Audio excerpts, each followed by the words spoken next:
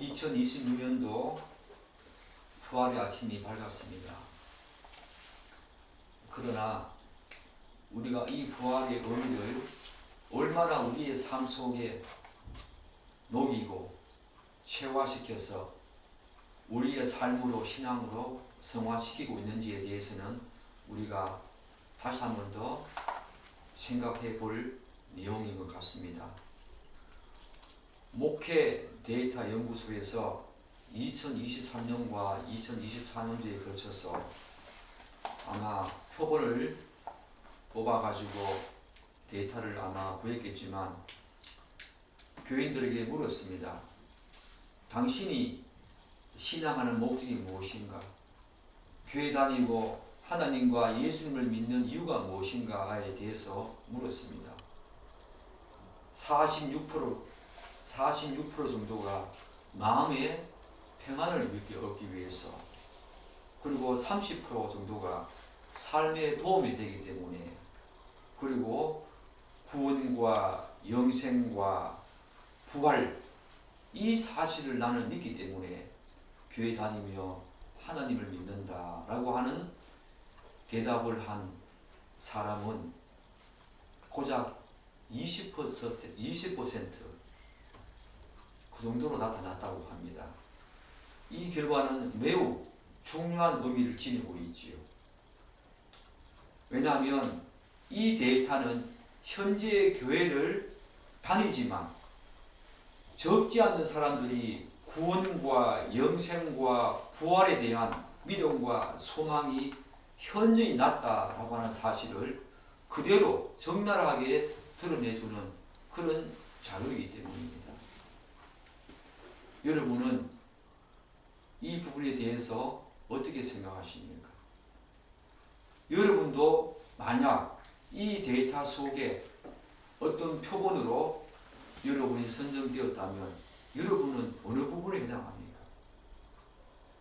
영생과 구원과 부활, 그 믿음과 소망이 여러분으로 하여금 교회 다니는 이유이고 목적입니까?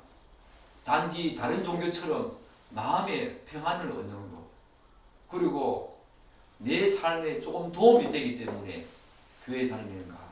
다시 한 번 더 이 2026년 부활의 아침에 우리가 곰곰이 되새겨 볼 중요한 주제인 것 같습니다. 따라서 오늘 우리가 살펴볼 그 위대한 부활장, 고린도전서 15장 12절에서 15절 말씀, 이 고린도 교회의 상황, 이 상황은 현재 우리 교회가 혹은 우리 한국 교회가 처해 있는 그런 상황과 매우 유사한 모습이다라고 하는 점에서 시사하는 바가 매우 크다고 할 수 있습니다.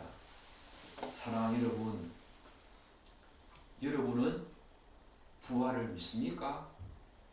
예수의 부활뿐만 아니라 여러분의 썩어질 몸이, 우리의 몸이 신령한 몸으로 영혼과 함께 다시 기락되어지는 그 놀라운 소망, 여러분은 믿습니까? 단지 성경이 말하니까, 성경이 말하는 중요한 교리 중에 하나이니까 나는 그것을 수상적으로, 감면적으로 생각만 하고 있지, 과연 여러분의 삶 속에 그 부활의 참 소망이 과연 있습니까? 사랑하는 여러분, 여러분도 잘 알다시피 사도들은 예수님께서 십자가에 돌아가실 때에 다 도망가고 숨어버렸습니다. 그러나 그들의 삶이, 그들의 신앙이 언제 180도로 완전히 변화되었습니까? 바로 예수님의 부활을 목격한 그 이후에 그들의 삶과 신앙은 이전과 180도로 달라졌습니다. 그러나 사랑하는 여러분, 이 부활은 우리의 이성으로 도저히 수행할 수 없는 초이성적인 부분이기 때문에 사도들도 처음에는 믿지 않았습니다. 여러분이 잘 알고 있는 그 도마, 의심 많은 도마, 3년 동안 예수님의 제자로서 함께 예수님과 함께 사역했던 그 도마도 예수님의 부활을 믿지 않았습니다. 부활은 우리가 쉽게 믿어질 수 있는 부분이 아닙니다. 성령 하나님의 조명하심과 우리에게 깨달음을 주시지 아니하시면 이 부활은 우리가 결코 쉽게 믿어지지 않는 부분입니다. 그러나 예수님의 부활을 목격한 사도 바울, 수많은 사도들은 이 예수님의 부활을 목격한 이후에 그들의 삶은 완전히 달라졌다는 사실들을 우리는 사도행전에서 볼 수 있지 않습니까? 초계같이 그들은 자신의 생명을 버렸으면까지 예수의 십자가와 부활을 담대히 전거했습니다. 그런데 오늘 바울이 개척한 이 고린도 교회에 부활과 관련한 심각한 문제가 발생했습니다. 그것이 무엇입니까? 우리 12절 말씀 함께 읽겠습니다. 그리스도께서 죽은 자 가운데서 다시 살아나셨다 전파되었거늘 너희 중에서 어떤 사람들은 어찌하여 죽은 자 가운데서 부활이 없다 하느냐. 고린도 교회에 오늘 우리 한국 교회와 비슷한 상황을 또한 심각한 문제가 나타나고 있습니다. 여기에서 사도 바울이 전파되었거늘 이라는 말을 사용하는데 이 말은 과거에 자신과 사도들이 또한 제자들이 전파했다라고 하는 일회성적인 성격이 아닙니다. 과거뿐만 아니라 지금도 여전히 예수 그리스도의 부활이 전파되고 있다는 것입니다. 사도 바울이 이 당시에도 고린도 교회뿐만 아니라 다른 교회에서도 계속 전파하고 있었다라고 하는 그런 의미입니다. 그리고 더 정확한 의미는 그리스도께서 죽은 자 가운데서 살아나셨다고 전파되고 있는데 라고 하는 의미가 더 좋은 번역이겠죠. 그런데 이 말은 또한 다음과 같은 중요한 의미도 내포합니다. 그게 뭐냐 하면 즉 부활하신 그분이 지금도 살아계신다 라고 하는 의미도 여기에 전파되었거늘 이라고 하는 이 의미 속에 내포되어 있습니다. 그러나 고린도 교회 안에서는 이 사실을 부정하는 사람들이 있었습니다. 그런데 우리는 바울이 그들이 죽은 자 가운데 부활이 없다라고 하는 이 말을 잘 이해해야 합니다. 바울이 한 이 말을 잘 이해해야 합니다. 그래서 저는 이 문제를 고찰할 때 다음과 같은 중요한 사실 한 가지를 반드시 짚고 넘어가야 한다라고 생각합니다. 그것은 여기서 바울이 말하는 죽은 자의 부활, 고린도 교회의 어떤 사람들이 죽은 자의 부활을 믿지 않았다고 하는 이 말은 그들이 죽은 자의 영혼의 부활은 인정하지만 영혼의 부활은 인정했지만 몸의 부활을 믿지 않았을 가능성이 크다는 것입니다. 그렇다면 우리는 여기에서 한 가지 질문을 던지게 되지요. 곧 그들 중에 어떤 이들이 영혼의 부활은 믿지만 몸의 부활을 믿지 않았다면 사도 바울이 이렇게 질문하는 것이 더 합당하고 적절하지 않습니까? 예컨대 너희 중에 어떤 사람들은 어찌하여 몸의 부활을 믿지 않느냐 라고 꼭 집어서 지적하는 것이 더 합당하지 않습니까? 그런데 사도 바울이 굳이 몸의 부활이라고 명시하지 않고 그냥 부활을 믿지 않느냐라고 말하는 데에는 그 당시에 헬라 그리고 유대교적인 배경이 여기에 깔려 있습니다. 무엇인가 하면 바울 시대에는 부활이라고 하는 이 단어 자체가 이미 몸의 부활을 의미했습니다. 그래서 굳이 몸의 부활이라고 따로 말할 필요가 없었기 때문에 사도 바울은 죽은 자 가운데서 부활이 없다느냐라고 지금 직접적으로 이야기하고 있는 것입니다. 사랑하는 여러분, 그렇다면 고린도 교회 내부의 어떤 사람들은 왜 영혼의 부활은 믿었지만 인정했지만 몸의 부활은 믿지 않았을까? 여러분 궁금하지 않습니까? 이는 당시 고린도 교회의 상황과 또한 맥락과 배경과 깊은 관련이 있습니다. 고린도 교회는 당시에 수많은 우상, 수많은 문화, 많은 사람들이 이방인들이 함께 섞여서 살았던 곳입니다. 그래서 우상이 많이 있었고 다양한 문화와 이방 문화가 이방 종교가 섞여서 살던 도시였습니다. 당시 고린도 교회는 특별히 헬라, 그리스 철학의 영향을 많이 받았는데 그 고린도 교회는 헬라, 그리스와 깊은 약간 가까운 지역이지요. 그래서 이들은 헬라, 그리스 문화에 또한 철학에 많은 영향을 받고 있었습니다. 특별히 플라톤의 이원론적인 사상이 그들에게 많이 전파되었습니다. 그게 뭡니까? 이 플라톤의 이원론 사상은 영혼은 고귀하지만 육체는 중요하지 않다라고 하는 사상입니다. 그래서 어떤 사람들은 육체는 영혼의 감옥이라고 이해했고 영혼이 육체의 속박에서 벗어나는 것을 그들은 구원으로 이해했습니다. 이런 이유 때문에 어떤 이들은 고린도 교회의 헬라 철학과 사상에 젖어 있었던 어떤 이들은 몸의 부활을 받아들이지 않았습니다. 영혼은 너무 고귀하기 때문에 영혼의 부활은 그들은 인정했을 가능성이 있지만 몸의 부활을 그들은 인정하지 않았을 가능성이 크다는 것입니다.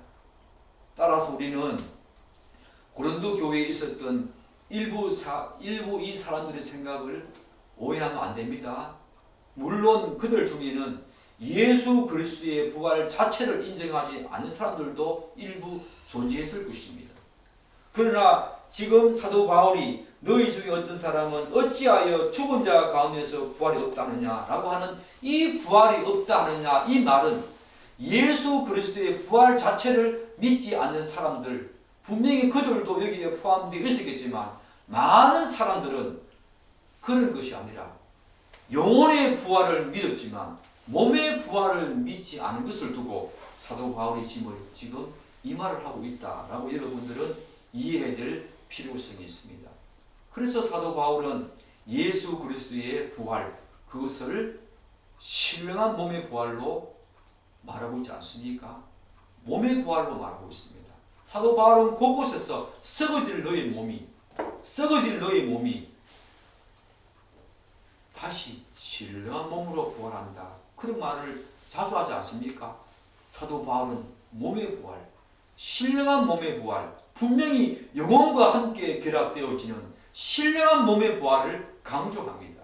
그는 영혼의 부활만 인정한 것이 아니라 몸의 부활까지 인정했다는 것입니다. 그래서 그는 부활을 전가할 때마다 바로 이 사실을 전구했는데 고린도 교회 내에서 일부 사람들은 예수 그리스도의 부활 자체를 인정하지 않았을 가능성이 있었지만 많은 사람들 여기에 포함되는 어떤 사람들은 영혼의 부활은 헬라 철학으로 말미암아 영혼의 부활은 그들은 인정했지만 몸의 부활을 인정하지 않았다. 왜 어찌해서 그 몸의 부활을 믿지 않느냐라고 지금 사도 바울이 지적하고 있다는 것입니다. 여기에서 13절 우리 그러면 그래서 사도 바울은 예수님의 그 부활을 신령한 몸의 부활과 장차 있을 우리의 죽은 자의 부활을 어떻게 연결시키고 있습니까? 우리 13절 한번 읽겠습니다. 만일 죽은 자의 부활이 없으면 그리스도도 다시 살아나지 못하셨으리라. 너무 귀한 말씀이죠. 여기에서 바울이 강조하는 지점이 무엇입니까? 바울은 죽은 자의 부활의 대전제를 죽은 자가 몸의 부활, 완전한 몸의 부활까지 한다는 그 대전제를 그리스도의 부활과 연결시키고 있습니다. 왜냐하면 그리스도의 부활은 분명히 있었던 역사적인 사실이기 때문입니다. 이러한 관점에서 바울은 만약 죽은 자의 부활이라는 개념 자체가 없다면 하나님이 그리스도를 부활시킬 이유가 없다라고 말하는 것입니다. 우리의 부활, 모든 사람들의 부활의 그 대전제를 예수 그리스도의 부활과 연결시키고 있습니다. 예수님의 부활이 단지 영혼의 부활이었습니까? 아닙니다. 신령한 몸의 부활이었습니다. 사랑하는 여러분, 한번 생각해 보십시오. 부활이라는 제도 자체가 없는데 어떤 한 사람이 부활했다면 그 말이 논리적으로 합당합니까? 죄도 없는데, 부활 자체라고 하는 죄도 없는데 어떤 한 사람이 부활했다라고 하는 사실이 과연 합당합니까? 바울은 지금 이것은 논리적으로 합당하지 않다, 전혀 맞지 않다고 지금 주장하는 것입니다. 예컨대 이런 예를 들어볼게요. 졸업이라고 하는 제도가 없는데 어떤 사람이 졸업했다라고 말한다면 이건 전혀 앞뒤가 맞지 않는 논리적인 모순 아닙니까? 부활이라고 하는 제도가 없는데 우리가 부활할 것이라고 하는 하나님의 계획이 없는데 예수님이 부활하셨다. 그거는 앞뒤가 안 맞는 것입니다. 결국 만일 하나님이 부활을 계획하지 않으셨다면 그리스도를 부활시키지도 않았을 것입니다. 그러므로 여러분과 저의 부활은 분명합니다. 신령한 몸의 부활은 분명합니다. 그 전제를 예수님의 부활로 연결시키고 있는 것입니다. 그래서 예수 그리스도의 부활은 모든 죽은 자 전체 부활 계획의 시작인 것입니다. 우리는 이 사실을 고린도전서 15장 21절에서 22절 사이에서 우리가 알 수 있지요. 아담과 그리스도를 대비시키는 장면에서 우리가 알 수 있습니다. 어떻게 해요? 그 고린도전서 15장 21절과 22절을 보면 아담으로 말미암아 죽음이 찾아왔지만 예수 그리스도 말미암아 부활한다라고 바울은 말합니다. 즉 인류의 대표인 아담 한 사람으로 말미암아 죽음이 모든 사람에게 죽음이 이르렀듯이 죽음이 찾아왔듯이 예수 그리스도와 한 사람으로 말미암아 모든 사람이 부활한다는 것입니다. 따라서 바울의 논리는 만일 모든 사람의 부활이 없다면 대표자인 그리스도 부활도 없었을 것이다 라고 주장하는 것입니다. 즉 그리스도의 부활은 개별 사건이 아니라 그리스도와 한 사람의 개별적인 사건이 아니라 모든 인류를 대표하는 부활 사건임을 우리는 인정하고 이해하고 믿어야 합니다. 그리스도가 부활했듯이 우리도 반드시 부활한다. 그 대전제가 예수님의 역사적인 부활 사건을 통해서 우리가 알 수 있다는 것. 그리고 그 논리를 사도 바울은 지금 주장하고 있는 것입니다. 사랑 여러분, 따라서 그리스도의 부활은 장차 있을 모든 사람들의 부활의 첫 열매가 되는 것입니다. 예수 안에서 예수를 믿은 사람들은 생명의 부활로, 예수를 믿지 않는 사람들은 사망과 멸망의 부활로, 얕은 모든 사람들은 부활한다라고 하는 사실들을 사도 바울은 예수님께서 부활의 첫 열매가 그분이 부활하셨다라고 하는 그 역사적인 사실을 전제로 모든 사람, 그 예수 그리스도가 모든 인류를 대표하기 때문에 그 대표자 원리에 의해서 그분이 부활하신 사건은 모든 사람의 부활을 전제하고 있는 위대한 사건이다 라고 지금 우리에게 말하고 있는 것입니다. 그렇기 때문에 하나님은 인간을 구원하시기로 계획하셨으며 그 인간 구원은 몸과 영혼의 구원을 모두 포함하는 구원이지요. 이것이 기독교에서 말하는 구원입니다. 하나님은 창세 전부터 인간 구원과 부활을 계획하셨습니다. 그리고 그 실행과 또한 실천은 예수 그리스도 그분의 부활로 드러났으며 확정된 것입니다. 모든 사람의 부활의 존재를 분명한 역사적인 사실인 예수 그리스도의 부활을 통해서 사도 바울은 지금 말하고 있는 것입니다. 그런 후에 사도 바울은 또 우리에게 또 다른 측면에서 예수 부활의 중요성과 의미를 부각시키고 있습니다. 우리 14절과 15절 함께 읽겠습니다. 그리스도께서 만일 다시 살아나지 못하셨으면 우리가 전파하는 것도 것이요 또 너희 믿음도 것이며 또 우리가 하나님의 거짓 정인으로 발견되리니 우리가 하나님이 그리스도를 다시 살리셨다고 전언하였습니다. 만일 죽은 자 다시 살아나는 일이 없으면 하나님이 그리스도를 다시 살리지 아니하셨습니다. 사랑하는 여러분, 다시 한번 여러분에게 질문합니다. 여러분은 그리스도의 부활을 믿습니까? 그리고 여러분의 몸의 부활과 영혼이 함께 몸이 결합되어지는 여러분의 신령한 부활 믿습니까? 지금부터 우리가 그 사실을 믿지 못하면 예수님의 십자가도 실패다. 우리의 모든 믿음은 거짓이다. 우리가 이 세상에서 가장 불쌍한 자다 라고 말할 수밖에 없는 이유를 지금 사도 바울이 지금 우리에게 말하고 있는 것입니다. 바울은 예수 그리스도의 부활이 없었다면 세 가지 사실이 아무런 의미가 없다. 즉 껍데기다. 껍데기에 불과하다라고 말합니다. 그 하나가 무엇입니까? 자신이 전파하는 것이 껍데기에 불과하며 또 다른 하나는 믿음이 헛되고 무의미하다라고 말합니다. 십자가만 믿는 것이 믿음이 아닙니다. 물론 여기서 말하는 믿음은 단순한 종교적인 믿음이 아니지요. 바로 특별히 예수님의 그 죽으심과 부활을 통한 구원에 대한 믿음입니다. 그리스도인의 믿음은 예수 그리스도 그분의 십자가 죽음과 또한 예수 그리스도의 부활, 그것이 함께 두 축을 이룰 때에 그것이 바로 기독교가 말하는 핵심적인 믿음의 중추지요. 그리스도인은 이 두 가지 사실을 믿는 것입니다. 따라서 논리적으로 말하면 예수 그리스도의 십자가 죽음은 믿지만 부활을 나는 잘 믿지 못하겠다. 그것이 어떤 내용의 부활이든 내가 그 사실을 잘 믿지 못하겠다라고 하는 사람은 단순히 믿음이 연약하다라고 말하는 정도가 아니지요. 그것은 심각한 문제입니다. 즉 기독교가 말하는 온전한 믿음이 아니며 구원에 이르지 못하는 믿음입니다. 여러분이 예수님께서 우리 죄를 위해서 대신 십자가에서 돌아가셨다. 그래서 내 죄가 사해졌다라고 하는 그 십자가 사건을 믿지만 부활 사건을 믿지 못한다면 여러분은 구원에 이르는 믿음을 아직까지 소유한 사람이 아닙니다.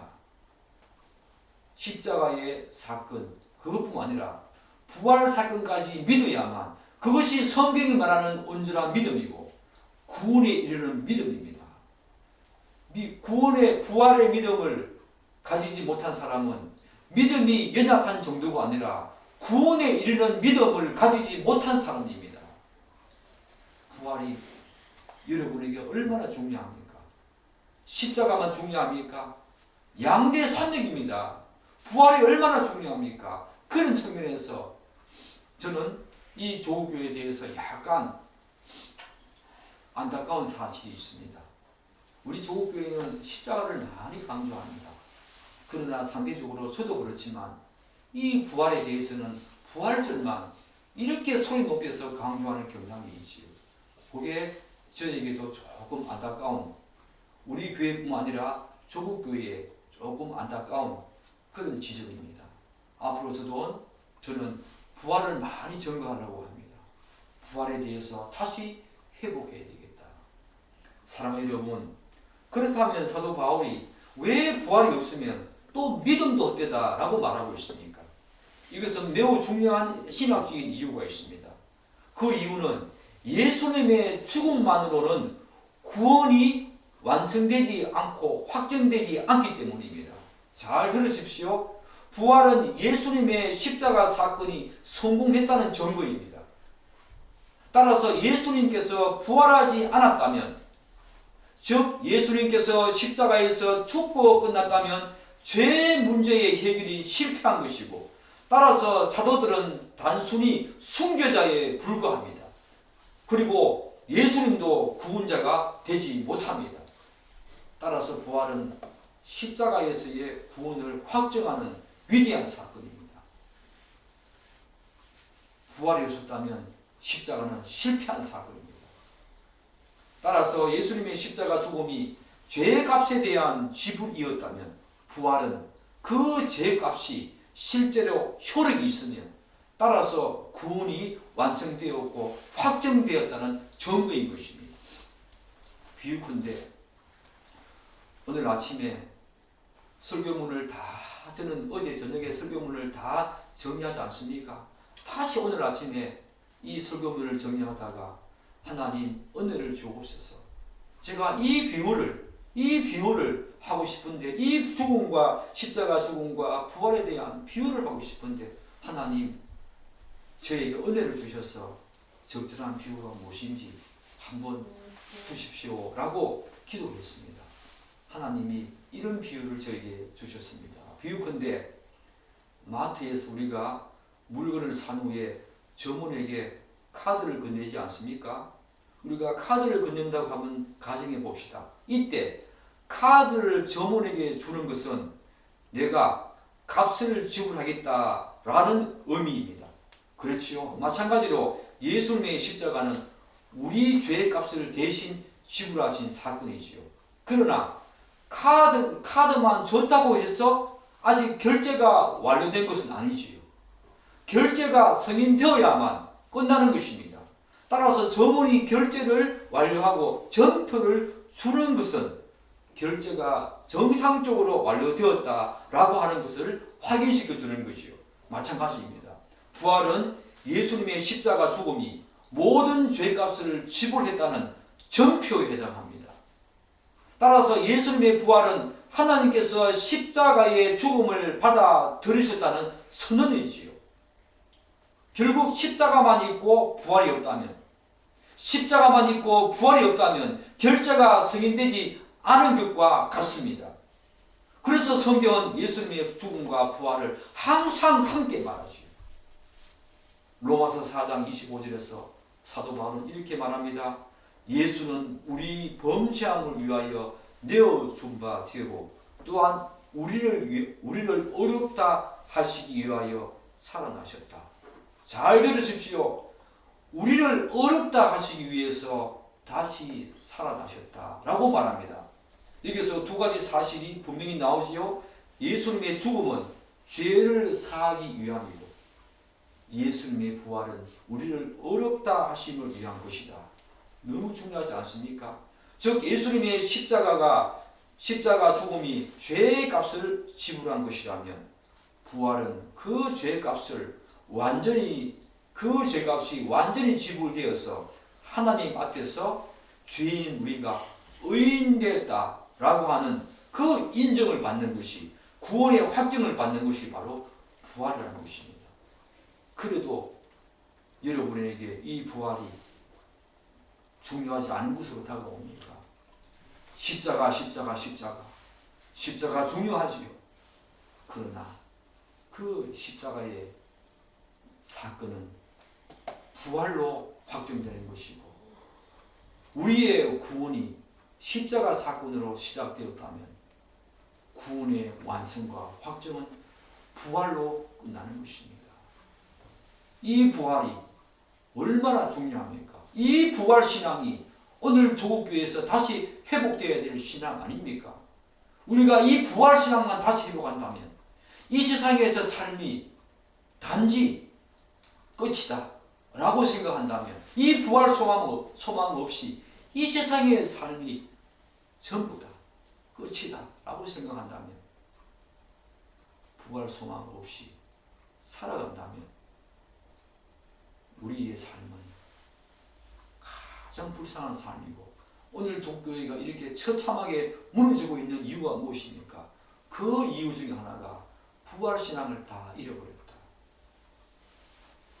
다시 우리의 썩을 몸이 완전한 신령한 몸으로 회복되어지는 그 사실을 믿고 소망한다면 이 세상에 우리가 목숨을 걸겠습니까? 이 세상의 작은 것에 시기하고 질투하겠습니까? 이 세상에서 서로 경쟁하면서 더 차지하려고 더 소유하려고 더 누리려고 하겠습니까? 사도들은 그렇지 않았습니다. 부활의 소망을 믿고 부활의 믿음을 믿었기 때문에 그들은 생명을 초기같이 버릴 수 있었던 것입니다. 우리가 이 부활절에 다시 회복해야 될 신앙은 십자가와 함께 부활신앙인 것입니다. 그러므로 우리는 구원의 구조를 잘 이해해야 합니다.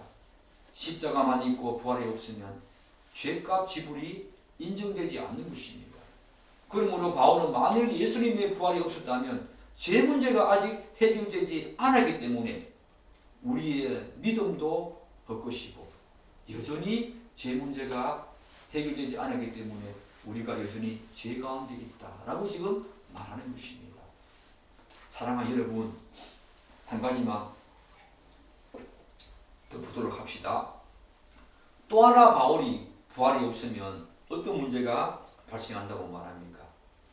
15절에 보면 또 우리가 하나님의 거짓 증인으로 발견되리니 자신을 비롯한 모든 사도들이 전한 복음이 거짓이 되고 또한 자신도 사도들도 하나님의 거짓 증인이 될 수밖에 없다는 것입니다. 지금까지 자신들이 전한 복음이 거짓이고 하나님도 거짓으로 만들어버리고 하나님을 증언하고 하나님의 말씀을 전한 그들도 거짓 증언으로 드러나는 것이다 라고 지금 말하는 것입니다. 그런데 우리의 눈길을 끄는 것은 바로 15절 하반절입니다. 이 말씀은 바로 기독교에서 가장 핵심적인 교리 중에 하나인 대표성의 원리를 잘 드러내주기 때문입니다. 왜냐하면 하나님께서 그리스도를 살리시기 때문에 장차 죽을 자도 반드시 살리신다라고 말하기 때문입니다. 15절 우리 다시 한번 읽어볼까요? 15절 다시 한번 읽겠습니다. 또 우리가 하나님의 거짓 증인으로 발견되리니 우리가 하나님이 그리스도를 다시 살리셨다고 증언하였습니다. 만일 죽은 자가 다시 살아나는 일이 없으면 하나님이 그리스도를 다시 살리지 아니하셨으리라. 사랑 여러분, 여러분도 잘 알다시피 아담의 후손인 모든 인류가 태어날 때부터 죄인인 이유가 무엇입니까? 우리가 원죄를 가지는 이유가 무엇입니까? 인류의 대표인 아담이 죄를 지었기 때문이지요. 마찬가지입니다. 예수 그리스도 인류의 대표로 이 땅에 신성의 인선을 취하시고 이 땅에 오셨지요.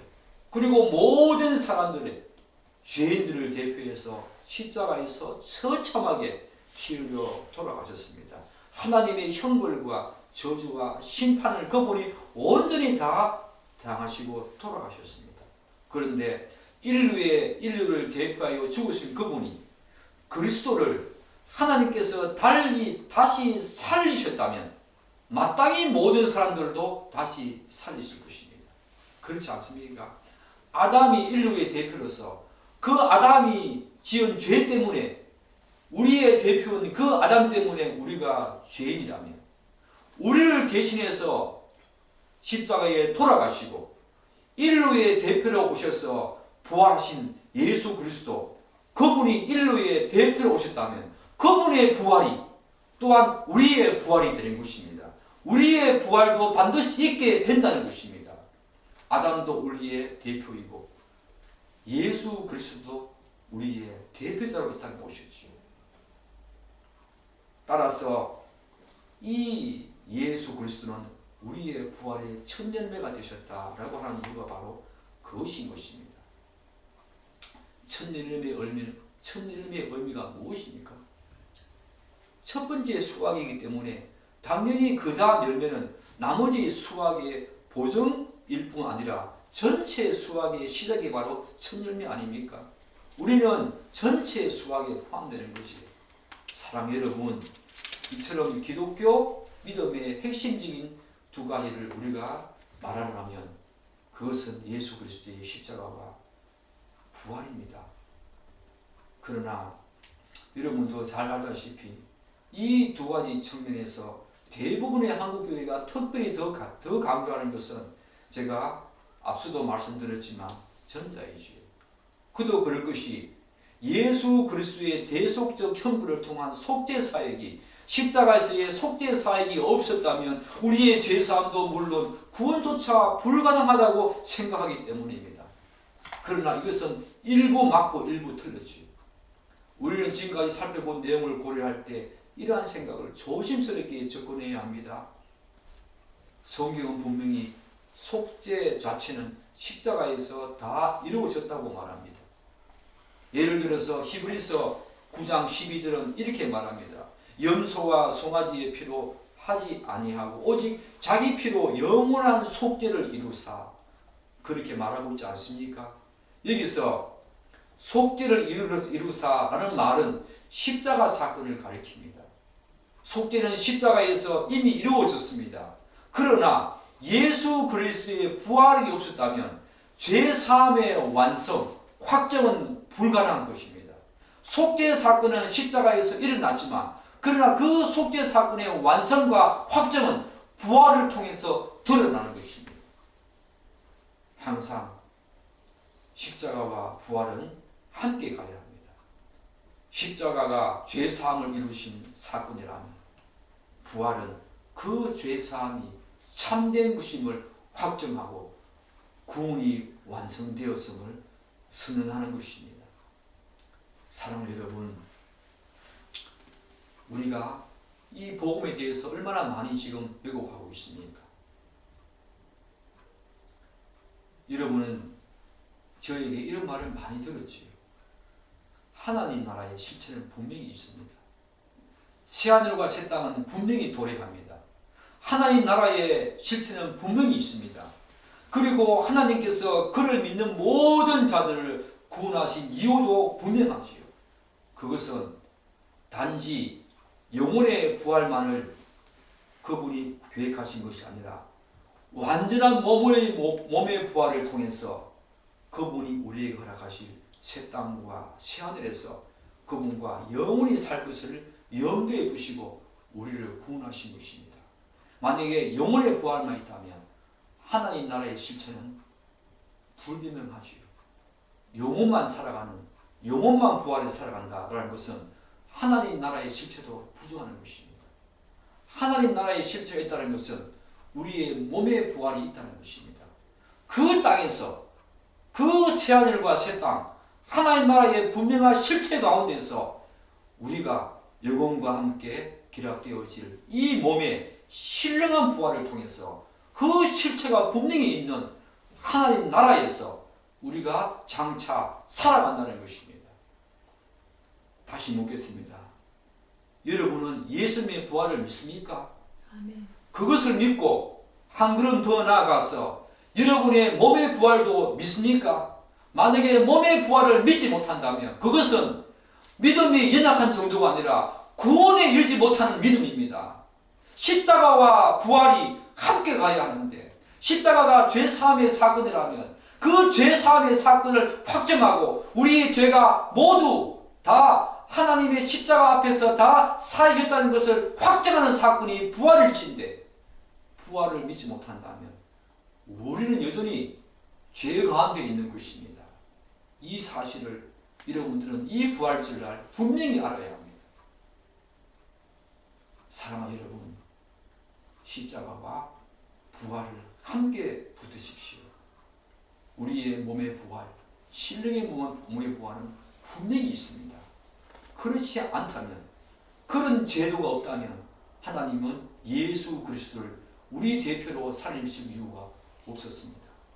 우리의 대표자로 오신 그분이 하나님이 살리셨기 때문에 그것이 첫 열매가 되어서 분명히 우리도 다시 부활할 것이다, 부활시킬 것이다 라고 하는 이 소망이 우리에게 지금 필요한 것입니다.